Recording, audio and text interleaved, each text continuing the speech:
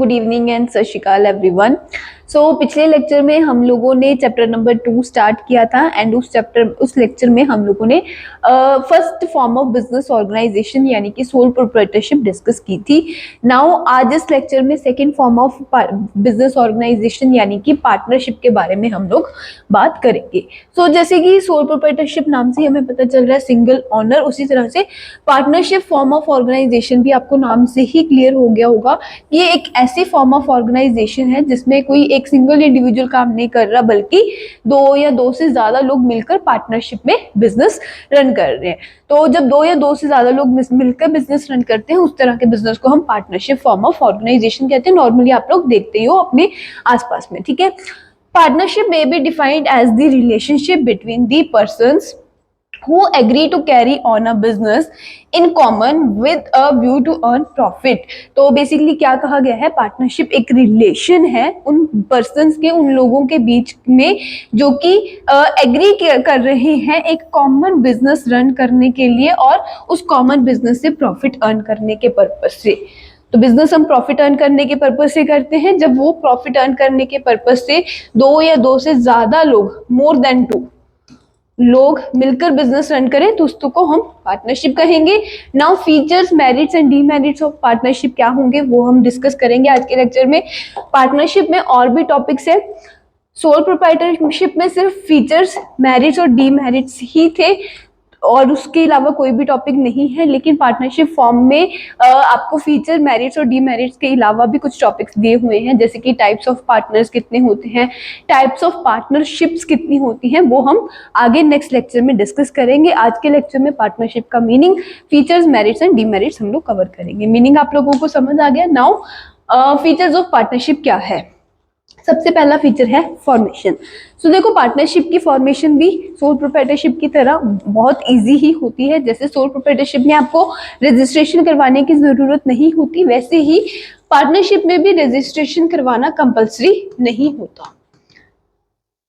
हाँ, अगर आप कुछ बेनिफिट्स लेना चाहते हो, क्या बेनिफिट्स हैं वो हम लोग नेक्स्ट लेक्चर में डिस्कस करने वाले हैं कि पार्टनरशिप अगर आप रजिस्टर करवाते हो तो उससे आपको क्या फायदा होगा, अगर आप रजिस्टर नहीं करवाओगे तो उससे क्या फायदा आपको नहीं मिलेगा। रजिस्ट्रेशन करवा सकते हो, करवाने से कुछ फायदे मिलेंगे। अगर नहीं भी करवाना चाहते तभी भी बिना रजिस्ट्रेशन के आप पार्टनरशिप बिजनेस शुरू कर सकते हो। तो इजी है फॉर्मेशन। अगर रजिस्ट्रेशन करवाना चाहते हो तो इसकी रजिस्ट्रेशन होती है the partnership act, the partnership act 1932 के अंडर। पार्टनरशिप एक्ट 1932 के अंडर आप इसे रजिस्टर करवा सकते हो अगर आप करवाना चाहते हो। अगर करवाओगे तो उससे कुछ बेनिफिट्स मिलेंगे, वो क्या है वो हम नेक्स्ट लेक्चर में डिस्कस करेंगे। Now liability, partnership form of business में ऑनर्स की जो लायबिलिटी होती है वो क्या होगी। अब यहाँ पर एक ऑनर नहीं है, एक से ज्यादा ऑनर्स है। तो sole proprietorship form of business की तरह यहाँ पर भी ऑनर्स जो है उन सभी की लायबिलिटी अनलिमिटेड होती है। अनलिमिटेड लायबिलिटी का मतलब लास्ट लेक्चर में आप लोगों को समझ आ गया था। अनलिमिटेड लायबिलिटी का मतलब हम लोगों ने क्या समझा था कि बिजनेस की जितनी भी लायबिलिटी है, टोटल लायबिलिटी ऑफ बिजनेस, अगर आप बिजनेस के एसेट्स बेचकर उस लायबिलिटी को पे ऑफ नहीं कर पा रहे तो उसके लिए जो ऑनर्स हैं, अगर सोल प्रोप्राइटरशिप है तो एक ऑनर होगा, पार्टनरशिप है तो एक से ज्यादा ऑनर्स होंगे। तो जो ऑनर्स हैं उन्हें अपने घर से भी अपने पर्सनल एसेट्स, अपना पर्सनल सामान बेचकर अपने घर से पैसे लेकर आने पड़ेंगे उस लायबिलिटी को पे ऑफ करने के लिए। उसे हम अनलिमिटेड लायबिलिटी बोलते हैं। अगर जितना पैसा आपने बिजनेस में इन्वेस्ट किया हुआ है उतने तक ही आपकी लायबिलिटी सीमित है तो उसे हम लिमिटेड लायबिलिटी बोलते हैं। लेकिन अगर बिजनेस की लायबिलिटीज पे ऑफ करने के लिए ऑनर्स को अपने घर से पैसे लेकर आने पड़ रहे हैं तो ऑनर की बिजनेस में लायबिलिटी अनलिमिटेड होती है। तो partnership form of business organisation में भी सभी पार्टनर्स की लायबिलिटी अनलिमिटेड होती है। रिस्क बेयरिंग, सोल प्रोप्राइटरशिप में सारा का सारा रिस्क सोल ऑनर का होता था। यहाँ पर रिस्क जो है वो पार्टनर्स आपस में शेयर करेंगे। रिस्क शेयर करेंगे तो प्रॉफिट भी जितना आएगा वो भी पार्टनर्स आपस में शेयर ही करेंगे, किसी एक सिंगल पार्टनर को नहीं मिलेगा। डिसीजन मेकिंग जो है वो भी सारे पार्टनर्स मिलकर ही करेंगे, यानी कि डिसीजन मेकिंग भी सभी पार्टनर्स की कंसल्टेशन से होगी। कॉन्टिन्यूटी जो है वो नॉर्मली इस तरह के बिजनेस में भी कॉन्टिन्यूटी कम ही होती है, क्योंकि देखो अगर दो पार्टनर्स है सिर्फ दो में से किसी एक पार्टनर को अगर कुछ हो गया, उसकी डेथ होगी, वो बीमार पड़ गया, तो एक पार्टनर पीछे रह गया तो पार्टनरशिप फॉर्म ऑफ बिजनेस आपका खत्म हो जाएगा, ठीक है। बट अगर 3 पार्टनर है, एक छोड़ के चला गया या एक को कुछ हो गया, पीछे 2 रह गए, तो 2 पार्टनर्स जो है वो कंटिन्यू कर सकते हैं पार्टनरशिप फॉर्म ऑफ ऑर्गेनाइजेशन को। सो हम कह सकते हैं कि sole proprietorship form of business से पार्टनरशिप में ज्यादा कंटिन्यूटी होती है, लेकिन उतनी ज्यादा भी नहीं होती, यहाँ पर भी लैक ऑफ कंटिन्यूटी ही देखने को मिलती है। कंपैरेटिवली ज्यादा है सोल प्रोप्राइटर से, लेकिन कम ही होती है।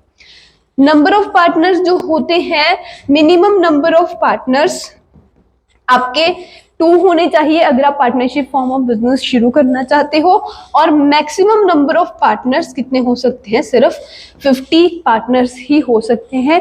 कई पुरानी बुक्स में 100 लिखा हुआ है, तो पहले 100 हुआ करता था, नाउ लॉ चेंज हो चुका है और यहाँ पर लिमिट कितनी कर दी गई है, 50 कर दी गई है। तो अगर 50 से ज्यादा आपके पार्टनर्स होते हैं तो आपको पार्टनरशिप फॉर्म ऑफ बिजनेस खत्म करके उसे किसी नई फॉर्म ऑफ बिजनेस में कन्वर्ट करना होगा। किसमें, वो हम बाद में डिस्कस करेंगे। नाउ ये चीज आपको समझ आ गई, मैक्सिमम कितने पार्टनर्स हो सकते हैं, सिर्फ 50 ही पार्टनर्स हो सकते हैं। म्यूचुअल एजेंसी रिलेशनशिप,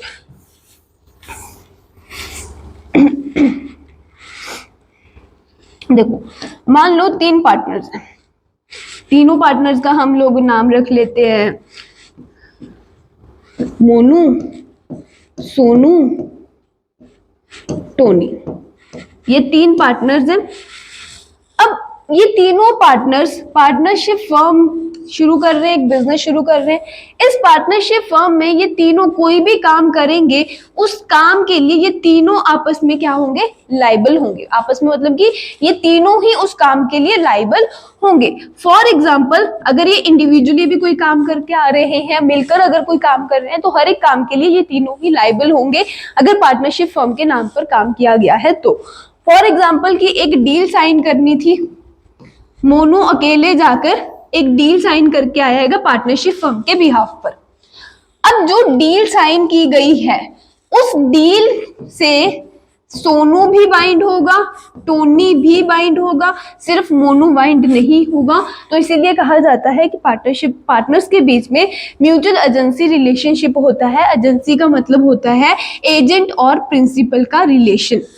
एजेंसी का मतलब होता है एजेंट और प्रिंसिपल का रिलेशन। सारे जो पार्टनर्स हैं वो एक दूसरे के एजेंट्स भी हैं और एक दूसरे के प्रिंसिपल्स भी हैं।